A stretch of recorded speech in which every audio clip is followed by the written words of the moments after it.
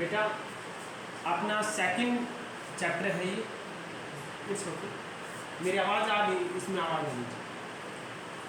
तो हमारे पास जो सेकंड चैप्टर है बेटा फिजिक्स का, यानी हम 11 चैप्टर कह सकते हैं according to NCERT, human eye and colourful world. इसमें हमारे जो टोटल टॉपिक है वो है human eye, defect of vision यानी हमारी आंखों में कौन कौन से दोष हैं, reflection of light through a prism, dispersion of white light by a glass prism यानी सफ़ेद प्रकाश का आपके प्रिज्म से कैसे रिफ्लेक्शन होता है, डिस्पर्शन होता है, वो पढ़ेंगे। उसके बाद एटमॉस्फेरिक रिफ्लेक्शन, वायुमंडलीय अपवर्तन और प्रकाश का प्रकीर्णन यानी स्कैटरिंग ऑफ लाइट। जो हम ये सभी टॉपिक हम पढ़ चुके हैं, अभी बस हमें इनको रिवीजन करवाना है। आगे चलते हैं, की पॉइंट्स पे चलते हैं। देखिए हमारी ह्यूमन आई है, ह्यूमन आई में cornea, iris, प्यूपिल, eye lens, retina, optic nerve और सिलियरी मसल हमारी ये छोटे छोटे टॉपिक हैं। आपको पता है हम सबको डिस्कस करना है और सभी के यूजेस भी पता होने चाहिए। कॉर्निया क्या काम करता है बताइए? कॉर्निया पे लाइट एंटर करती है बेटा, क्या करती है?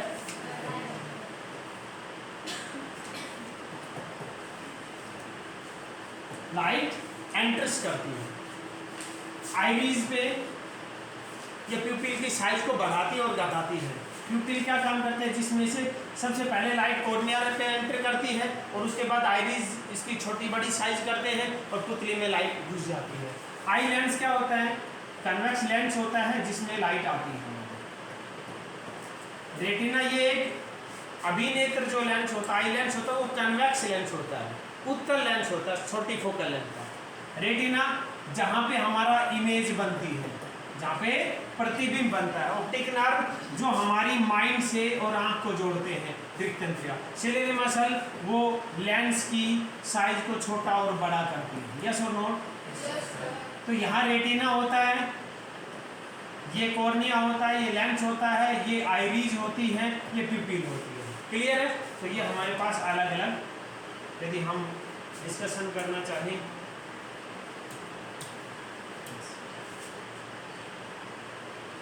आप चलते हैं हम बैक।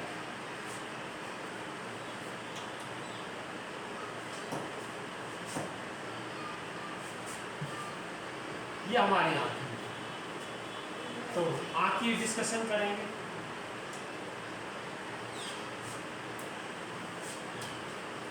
दिस इज प्यूपिल, जो हमारे सामने ब्लैक कलर दिख रहा है, हमारी आंख का जो ब्लैक कलर है, दिस इज प्यूपिल।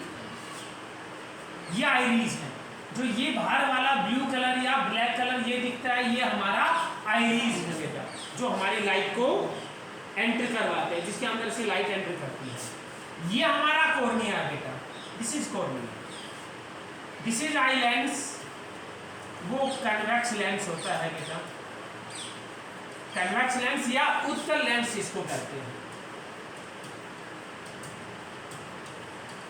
उत्तल lens, this is प्यूपिल, this is iris, this is cornea outer part. इनके बीच में जो ये पार्ट है, दिस इज एक्वस ह्यूमर। यहां हमारे विट्रियस ह्यूमर होता है, VH विट्रियस ह्यूमर अंदर। ये रेटिना होता है बेटा यहां, this is retina. This is yellow spot,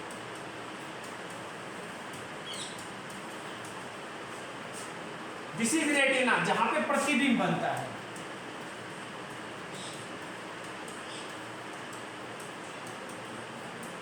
और कह सकते हैं कि इमेज बनती है, इमेज फॉर्मेशन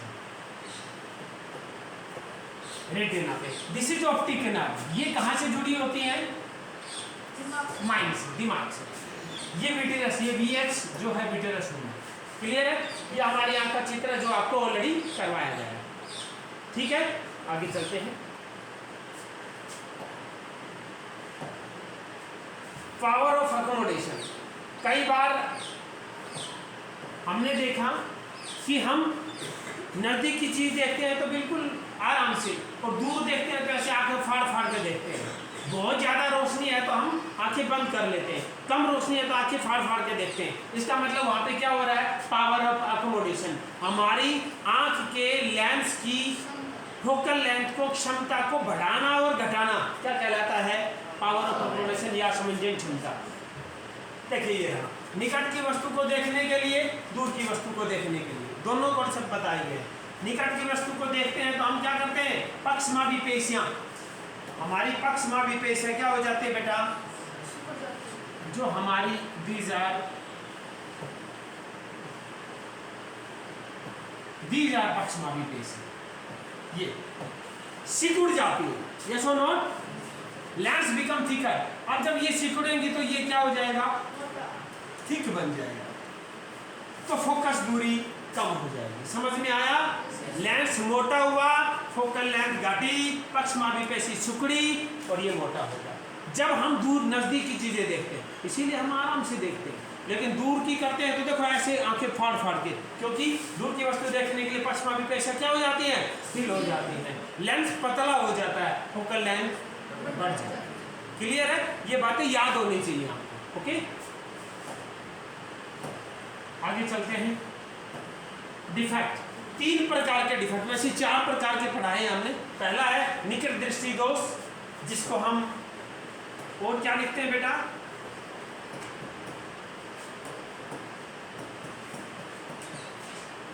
नियर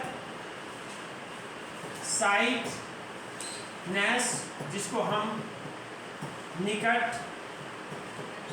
दृष्टि दोष भी कहते हैं। इसको क्या कहते हैं? दूर दृष्टि दोष। ये लिखा है, ये निकट दृष्टि दोष। क्लियर है? मायोपिया, नियर साइटनेस, हाइपरमेट्रोपिया, फार साइटनेस, प्रिस्बायोपिया, जरा दूर दृष्टि का। ओके, अब इनके हम डिफेक्ट कैसे होते हैं, इनके क्या कारण होते हैं, सभी को 1 बाय 1 पढ़ेंगे। सबसे पहले मायोपिया यानी near sightedness, can see near object, यानी नजदीक की चीजें दिखाई दें, दूर की ना। इसमें क्या हो जाता है बताइए? हमारी आई बाल की साइज बढ़ जाती है। क्या हो जाती है? तो हमारा जो इमेज यहाँ बननी थी रेटिना पे, वो इससे पहले बनना शुरू हो जाती है। साइज बढ़ गया, साइज बढ़ गया, तो यहाँ बन गई। अब हम क्या करेंगे? यहाँ पे कॉन्केव अवतल लेंस लगा के इस प्रतिबिंब को कहाँ बनाएंगे? रेटिना, और हमारी इमेज पूरी बन जाएगी। इसको हम कैसे रिमूव कर सकते हैं? कॉन्केव या अवतल लेंस लगाकर। जैसे मैंने चश्मे लगाए हुए हैं, यहाँ पे ये जो मेरी चश्मे हैं, इनके कॉन्केव लेंस यानी अवतल लेंस लगाए हुए। आगे चलते हैं। हाइपरमेट्रोपिया या फार साइटनेस या दूरदृष्टिता, क्या कारण है भाई? Can see far object clearly, दूर की वस्तुएं दिखाई देती है, नजदीक की दिखाई नहीं देती। बूढ़ों के ज्यादातर ये दोष होता है। इससे पहले वाला मायोपिया था, वो जवानी में यानी 40 साल से नीचे के लोगों को ज्यादातर मायोपिया होता है। उससे ऊपर की उम्र में क्या होता है? दूरदृष्टि, जिनको दूर की चीजें दिखाई दे जाते हैं, नजदीक की दिखाई नहीं देती।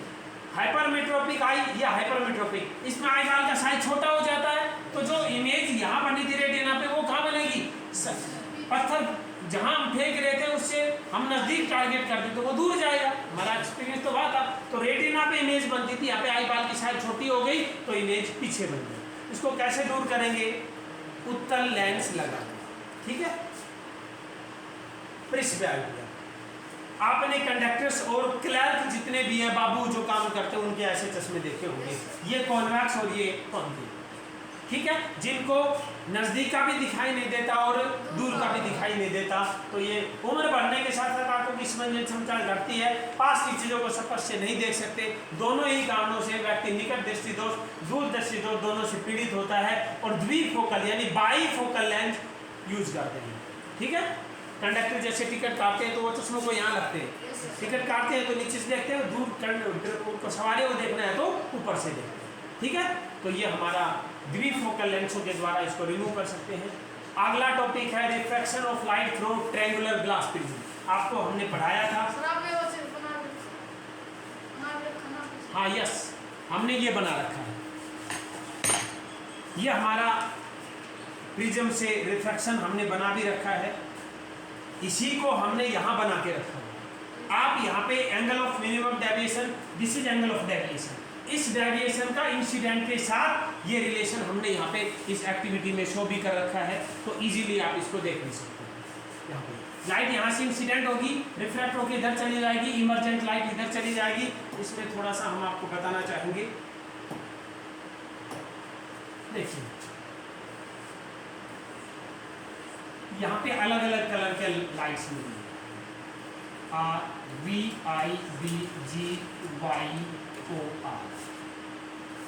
This is delta R, this is delta V। Violet सबसे ज्यादा डेविएट कर रहा है, रेड सबसे कम डेविएट कर रहा है। क्यों? क्योंकि VIBGYOR, this is red, this is violet.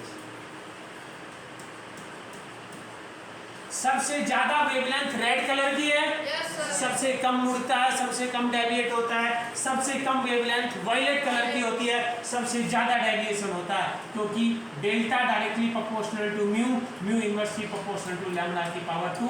जिसकी वेवलेंथ सबसे ज्यादा उसका डेविएशन सबसे कम। और जब हम और I और R में जब रिलेशन निकालते हैं तो हमारा ये ग्राफ है।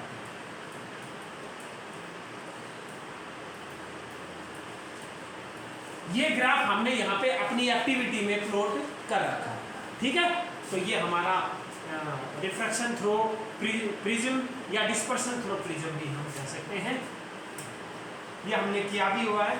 आगे चलते हैं। ये 7 कलर दिख रहे हैं, VIBGYOR, जो हमने अभी दिखाया था वो यहाँ पे भी दिख रहा है। अब वायुमंडलीय रिफ्रैक्शन। अब आपने देखा सूरज 2 मिनट पहले दिखने लग जाता है और 2 मिनट बाद तक दिखता है। क्यों? एटमॉस्फेरिक रिफ्लेक्शन, ये वातावरणीय अपवर्तन के कारण।